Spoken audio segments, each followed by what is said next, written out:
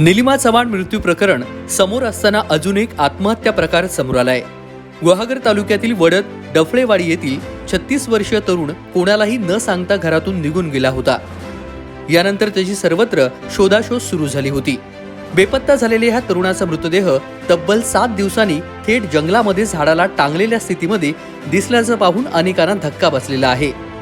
गुहागर तालुक्यातील वडद डफळेवाडी येथील राजाराम उर्फ राजू भाग्या जोगळे असं ह्या आत्महत्या केलेल्या तरुणाचं नाव आहे। राजाराम घरातून कोणालाही न सांगता 15 ऑगस्ट रोजी स्वातंत्र्य दिनाच्या दिवशी रात्री 9 वाजल्यापासून बेपत्ता झाला होता।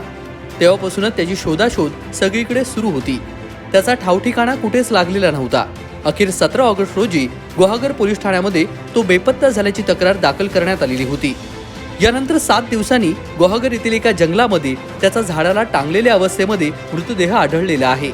यामुळे हे नेमकं प्रकरण काय आहे याचा शोध गुहागर पोलीस घेत आहेत।